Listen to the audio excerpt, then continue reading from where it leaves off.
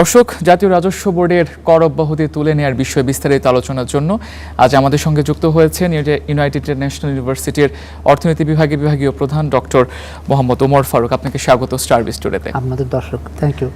প্রথমেই যে প্রশ্নটা করতে চাই, এনবিআর থেকে যেটা বলা হচ্ছে যে কর অব্যাহতিগুলো যেই খাতগুলোকে বা যেই প্রতিষ্ঠানগুলোকে দেওয়া হয়েছিল সেই কর অব্যাহতি তুলে নিতে পারে, একসাথে সব অব্যাহতি তুলে নিতে পারে। তো এই বিষয়টা আসলে দেশের ব্যবসায়িক প্রতিষ্ঠানের উপর কী ধরনের প্রভাব পড়তে পারে, এবং একদিক থেকে ব্যবসায়ীরা এটার প্রতিবাদ জানিয়েছে যে একসাথে সবার না তুলে খাত হিসাব করে করে তোলা উচিত। তো এই বিষয়ে একটু আপনার মতামত জানতে চাই। প্রথমত, কোনো কিছুই হুট করে কিছু করা উচিত না। একটা সিস্টেম্যাটিকভাবে জিনিসগুলোকে অ্যাপ্রোচ করা উচিত, কারণ আমাদের একটা প্রতিষ্ঠিত সিস্টেম গড়ে উঠেছে এবং সেই সিস্টেমের অনেকগুলো কাঠামোগত সমস্যা আছে, যার ফলাফলে আমরা দেখেছি যে আমাদের ব্যবসা বাণিজ্যের যে সমস্ত গ্রোথ হওয়া দরকার ঠিক সেভাবে হয়নি, এবং এমন অনেকগুলো আঘাত এসেছে যে আঘাতগুলোর কারণে অবশ্যই ব্যবসায়ী কমিউনিটি বলতেই পারেন যে তারা অনেক চাপের মধ্যে আছেন, তাদের অনেক ক্যাপাসিটি এখন ইউটিলাইজেশন হচ্ছে না, অনেক ধরনের খরচ তাদের বেড়ে গেছে, ডলারের সংকট আছে, বিভিন্ন ধরনের তারা বলতে পারেন। আমি আসলে বিষয়টা যেভাবে দেখি যে আমাদের একটা মৌলিক সমস্যাই হচ্ছে যে আমরা সিস্টেম কেন্দ্রিক চিন্তা করি না। আমরা অ্যাডহক বেসিসে অনেক ডাক্তাররা যেমন শুধু উপসর্গের চিকিৎসা করে, আমাদের আসলে প্রবলেমগুলো অনেক মৌলিক। আপনি যে প্রসঙ্গটা তুলেছেন সে প্রসঙ্গেই যদি আমি আরেকটু আলোকপাত করি, যে এই যে কর অব্যাহতি দেওয়ার বিষয়টা উদ্র করে নেওয়ার সেটা কেন আসছে, এটার এই কারণে যে একটা হচ্ছে যে অবভিয়াসলি আমাদের যতটুকু কর সংগ্রহ করতে পারার কথা সেটা তো করতে পারার কথা উচিত এটা। আর আরেকটা দিক হলো যে আমাদের বাজেটের ঘাটতি আছে, সুতরাং সেটা তো একটা ইম্পর্টেন্ট প্রায়োরিটি, এবং আমরা যতটুকুই কর থেকে সেটা কভার করতে পারবো সেটা যারা কর আদায়কারী সংস্থাগুলো আছে তাদের জন্য এটা একটা দায়িত্ব হয়ে যায়। এসব কথাই ঠিক আছে, কিন্তু আমরা যদি সিস্টেমের দিক থেকে দেখি যে ঘাটতির বিষয়টা, এই ঘাটতিটা এখন প্রায় 1 লাখ কোটি টাকার মতো হয়ে যাচ্ছে। আমাদের 9 মাসে যা হয়েছে তাতে বাকি কয়েক মাসে হয়তো 1 লাখ কোটি হতেও পারে বা ছাড়িয়েও যেতে পারে। তো এই 1 লাখ কোটি নিয়ে তো এখন মাথা ব্যথা, আমরা কি দিয়ে আমরা এটার মেলাবো আর কি। সুতরাং নানান আইডিয়া আসছে। তো আপাতত দৃষ্টিতে মনে হয় যে এটা তো খুব সহজেই সমাধান করা যায়, যে কর অব্যাহতি উইথড্র করে নিলে আমরা আরও কর বেশি পাবো। কিন্তু যদি বিজনেস কমিউনিটির জেনুইন সমস্যা থেকে থাকে, আর সেটাও তো আমরা ইন্ডিপেন্ডেন্টলি অ্যাসেস করতে পারি, সেখানে এই চাপটা চাপানোর মাধ্যমে আমরা আসলে কি কর আরও বেশি পাবো, নাকি আবার ট্যাক্স অ্যাভয়েডেন্স আরও বেশি বেড়ে যেতে পারে, সেটাও আমাদের দেখতে হবে। কিন্তু আমি আজকে এই সুযোগ নিচ্ছি এই বিষয়টা যেহেতু আলোচনা হচ্ছে কয়েকটা দিকে দৃষ্টি আকর্ষণ করার জন্য। যেটা বলেছিলাম, মূল সমস্যাটা কিন্তু বাজেট ঘাটতির কারণে একটা, আর একটা হচ্ছে যে নর্মালি যে কালেকশন হওয়ার কথা সেটা আমরা করতে পারছি কিনা। আমরা ঘাটতির বিষয়টা দেখি। আমাদের ঘাটতির যে অংশটা একটা স্টাডি অনুযায়ী দেখা গেছে যে আমাদের ডেভেলপমেন্টের বাজেটে প্রায় 23% to 40% এমবেজলমেন্ট হয়। এখন আমরা যদি সেগুলো বন্ধ করতে পারি, আমরা যদি একেবারে লোয়ার বাউন্ডে যে সমস্ত স্টাডিতে পাওয়া গেছে 23%, সেটা করলে 50% ঘাটতি আমাদের এত বড় বাজেটই লাগে না, আমরা বাজেটে আরও কমিয়ে ফেলতে পারি। আর যদি 40% আপার বাউন্ডে যদি এটা এস্টিমেট করা হয়, তাহলে অলমোস্ট 83 to 90% মতো ঘাটতি আমাদের থাকবে না। এখন কথা হচ্ছে যে আমরা যখন বাজেট বানাই, এই বাজেট বানানোর প্রক্রিয়াতে অনেক সমস্যা আছে। আমরা প্রতি বছরই একটু বেশি গ্রোথ দেখাতে চাই, আমাদের বাজেটটা আরও বড় হচ্ছে, কিন্তু এই বাজেট যে বড় হচ্ছে এটা কি আসলে আরও দুর্নীতি করার জন্য বাজেটটা বড় করা হচ্ছে, নাকি আসলেই আমাদের অর্থনৈতিক উন্নয়নের জন্য সম্পদগুলো ব্যবহার হবে, আমাদের ক্যাপিটাল অ্যাকুমুলেশন বাড়বে, বিজনেস বাড়বে, মানুষের আয় ক্ষমতা বাড়বে, সেটার জন্য হতে হবে।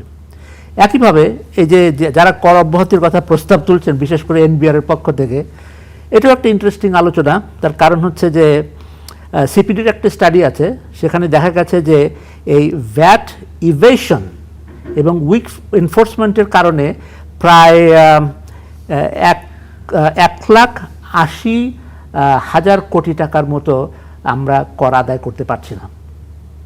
এটা কিন্তু করাপশন রিলেটেড। আমরা এগুলো যদি বন্ধ করতে পারি তাহলে বিজনেস কমিউনিটির উপরে এত চাপ দেওয়ার হয়তো প্রয়োজন পড়ে না। এখন কথা হচ্ছে যে বিজনেস কমিউনিটি সেখানেও সমস্যা আছে।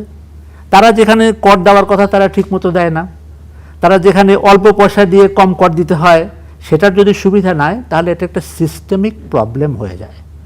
তো অবভিয়াসলি কিছু বিজনেসের উপরে অনেক চাপ পড়বে, এটা হয়তো জেনুইন, কিন্তু সামগ্রিকভাবে অবশ্যই আমাদের যে ইভেশনটা আছে এটা যদি আমরা এড়াতে পারি, আর এনবিআরের নামে যে সমস্ত অপবাদ আছে সেগুলো যদি আমরা আসলে ঘোচাতে পারি, আসলে সেখানে যদি যথার্থই করাপশন না হয়, আসলে এই সমস্যার সমাধান করা সম্ভব।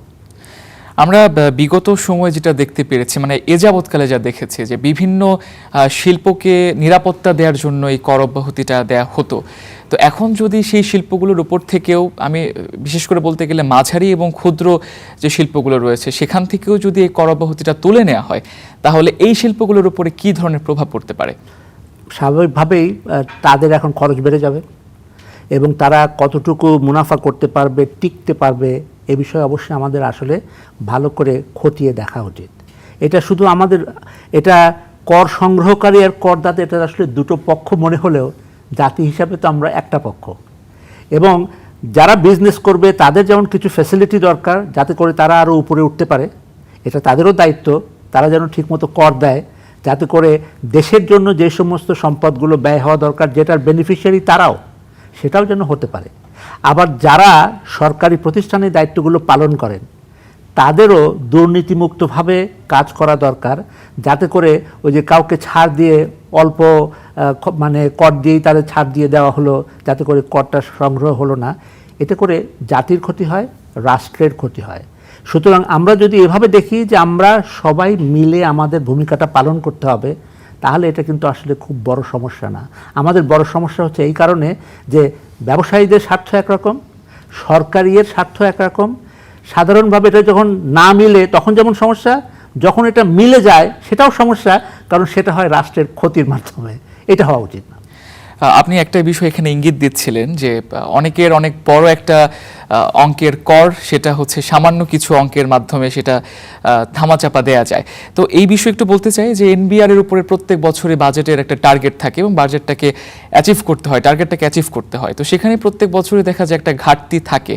এটার কোনো জবাবদিহিতা নেই বলেই কি এই ধরনের সুযোগ এনবিআর পাচ্ছে কিনা? এ ব্যাপারে কোনো সন্দেহ নেই। এটা শুধু এনবিআর এর জবাবদিহিতা না, আমি যে সিস্টেমের কথা বললাম, পুরো সিস্টেমেই যে সমস্ত কম্পোনেন্টগুলো এই পুরো রেজাল্টটা তৈরি, আউটকামটা তৈরি করে, জবাবদিহিতা কোথায়? কোথায় আমাদের সেই জাতির জন্য জবাবদিহিতা? আমাদের যারা রাজনীতিবিদ তাদের জবাবদিহিতা আছে, যারা এনবিআর আছেন তাদের জবাবদিহিতা আছে, যারা বাজেট প্রণয়ন করেন, অ্যাকচুয়ালি বাজেট তৈরি করেন, তাদের দায়বদ্ধতা আছে। আমার মনে হয় যে আমরা জাতি হিসেবে এখন ম্যাচিওর হওয়া দরকার। আমরা অনেক পথ পার হয়ে এসেছি। আমরা নিজেদের কথা না ভেবে একটু রাষ্ট্রের কথা ভাবি, জাতির কথা ভাবি। এই সমস্যাগুলো খুবই সহজে সমাধান করা সম্ভব যদি আমরা সমস্যার সমাধান চাই। কিন্তু যখন নিজের স্বার্থটা, কোনো দলের স্বার্থ, কোনো গোষ্ঠীর স্বার্থটা আমাদের কাছে আরও বড় হয়ে দেখা দেয়, তখন অবশ্যই এটা জটিল হয়ে পড়ে। এখন বিষয়টা তো নীতি নৈতিকতার দিকেই চলে যাচ্ছে, যে যদি কর্মকর্তারা নৈতিকতার পথে হাঁটে তাহলে দুর্নীতি বন্ধ হবে।